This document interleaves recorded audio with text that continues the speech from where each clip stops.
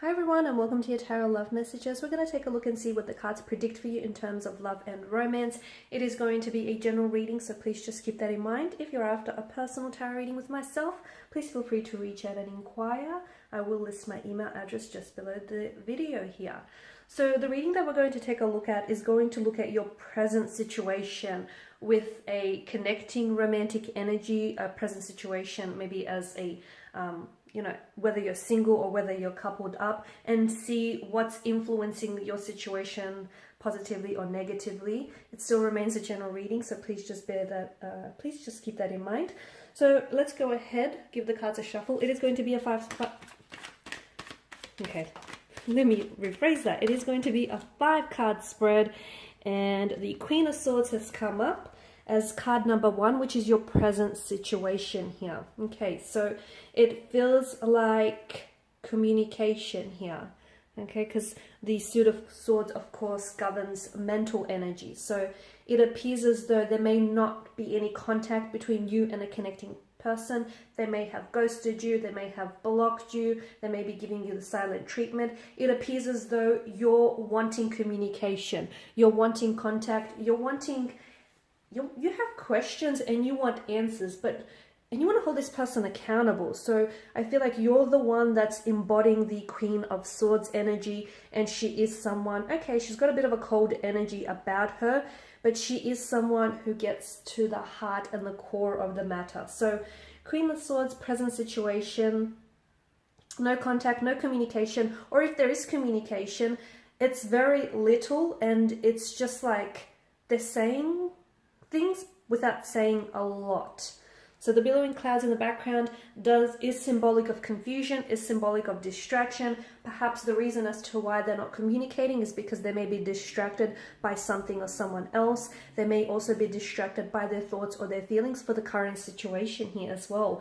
It could also be that this person, because swords are a weapon, they're a destructive force, it could also be that this person here is wanting to use their silence as a weapon. So they know that you get upset and emotionally disappointed when they don't communicate, or when they don't text you, when they don't initiate conversation. So they know that it bothers you, they know that it gets under your skin, they know that it hurts you as well, and they could be using it as a way to retaliate, or just to sort of get you, I know it's not very nice, but to sort of, I don't know, if they're upset themselves and they're trying to get you to feel hurt as well. So card number 2 is exactly what's influencing this no communication. Okay, you have 2 cards. Let's not ignore that. 2 cards have popped out. The 7 of Swords and the Hangman here. So what exactly is influencing their lack of communication here? Interesting. This to me feels as though they do have something to tell you, but they're holding back. Because the 7 of Swords, once again, mental energy, so we're echoing on from that communication or their lack of, it feels like what they have to tell you is the truth. The reason that they're holding back from it is because they don't want to tell you the truth, because the truth hurts, or because the truth means that they will have to be accountable by their words or by their actions. There could also be someone who is in the business of like fabricating the truth, telling you a version of it, embellishing the truth. And they may have also said or did something here with regards to a present situation, and they're hoping to get away with it. But it feels as though you want to address the situation, the issue, you want to call them out, but they're hoping that by not responding to you, or by giving this some time and some distance, that the issue here is going to dissolve or dissipate on its own. It won't, because by not communicating, by not responding, they don't realize it, but they're actually making things out to be worse than they seem. The other thing is, if this is someone who's ghosted you, and if you've been trying to get in contact with them, but you haven't heard from them, you haven't had a response from them, then the 7 of Swords alongside the Hangman tells us that this person may not they may have led you on in the beginning. They may not have been as romantically interested in you as as they may have come across in the beginning, or as you may want them to be. And instead of instead of basically communicating that to you, they decided to just, you know, distance themselves or just end communication or cut ties abruptly. So because it's their way of avoiding having to have that uncomfortable conversation of coming across as the bad guy. So it's basically, you know, a way to benefit them.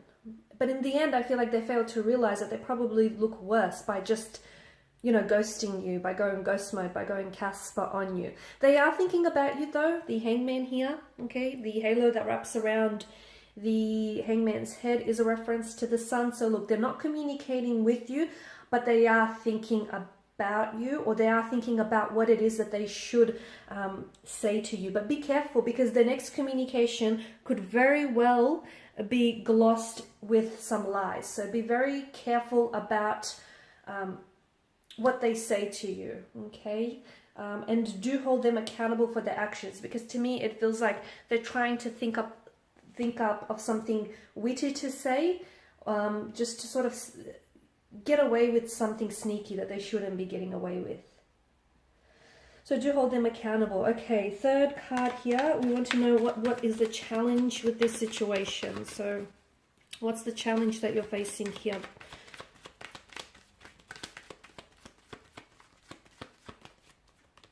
The Ten of Swords. Wow, there's a lot of air energy, right? What's the challenge that you're facing? So it does feel like there's some betrayal, and it does feel like there's some deceit that's involved in this situation. Now, I just want to make it clear, because the Seven of Swords, I've mentioned, it's also mental deception and a mental trickery, right? The Ten of Swords, of course, is betrayal, but it's the ultimate act of betrayal, because it's someone stabbing you in your back. It's someone hurting you, betraying you, but you didn't see it coming because it comes from the back and it's so unexpected, and therefore that, you know, that act in itself hurts even more. So the challenge here is that this person has betrayed you, or they have betrayed you previously due to the multitude of the swords. So this is someone who has hurt you, or who has let you down, or who's lied to you, who's fabricated the truth to you before. So it feels as though the challenge is because it's a behavioral pattern. It's something that they've done to you before. It's something that they may have gotten away with in the past. They may have lied to you. You know, you may not have pulled them up about it. You may not have been aware about it. They've done it before. They'll do it again, and they'll probably continue to do it if they feel like it serves them. So the challenge here is that this person has hurt you. They have betrayed you. If you don't hold them accountable for it, they're going to keep doing it, okay? It's a behavioral pattern. There's a bit of a deceit involved here. Now, the other notion of deceit could be you. It could be your conviction of this person, your conviction of this relationship. So what I mean by this is you may be ultimately deceiving yourself by making excuses for this person, or by making their acts excusable here. So that could be the deceit in itself. Fourth card, the final outcome here. Okay, what is the final outcome of this current situation of yours?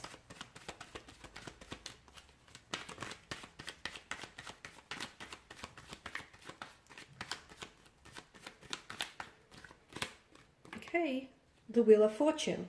Okay, well, at least we have a positive outcome, right? Well, we're hoping for a positive outcome. So the Wheel of Fortune is all about movement, okay? So right now, you guys may be experiencing some, some difficulties and some turbulency with this situation. But the Wheel of Fortune is a reminder that everything is in constant movement. So just because things aren't looking so good now, it doesn't mean that there is an opportunity to fix or salvage this, or to work on the situation. The Wheel of Fortune tells us that there is. Look, there is a lot of intricacies and complexities to this situation, to this person, their energy, to the overall connection, okay? So it's not so black and white. There are patches and areas of gray here. But to me, it feels like there is an opportunity for things to improve in the future.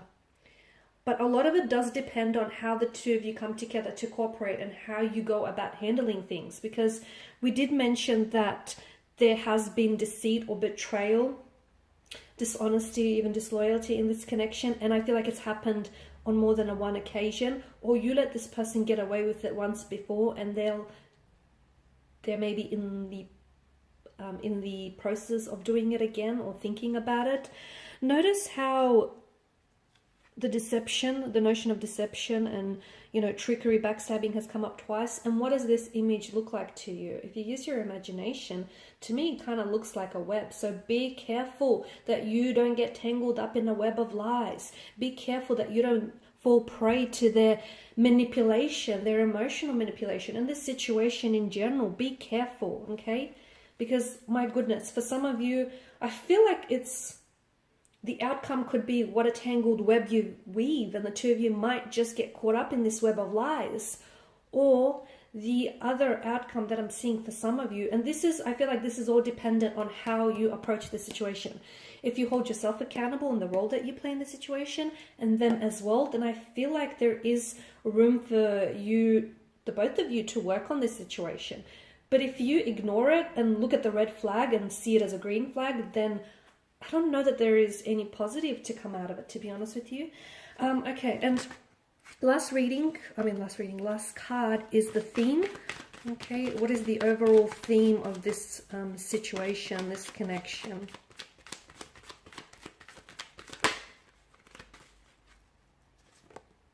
Okay, the Five of Swords. So a lot of air energy. And that's quite a reoccurring theme throughout your spread. So it's kind of fitting. Conflict, right?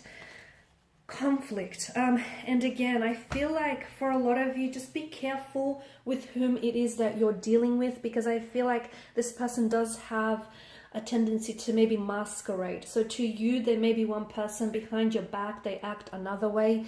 What they say to you is maybe what you want to hear rather than what you really need to hear. Because remember, a gentle lie, the truth is going to hurt, but a gentle lie is going to hurt that much longer. So, you know, it's like, which one do you choose? So a lot of conflict in your energies. There could also be opposing, like in a position here that's coming up. So you could have a connecting energy around you, around this person, that opposes the connection, okay? And what they're saying to your romantic interest is kind of influencing their opinion of you or their opinion of this situation, or vice versa here. So opposition, conflict. They could also, as I've mentioned, again, I'm getting dishonesty, and I'm getting that this person is one way and then another. So some duality to their energy as well. And just, I don't know that you've seen the truth of who they really are, and I don't know that you've seen the truth of this situation. So given the fact that swords has keep recurring throughout the reading, take one of these swords and clear the air of confusion, okay? We've mentioned that you're the Queen of Swords. You know, you're the one that's asking questions.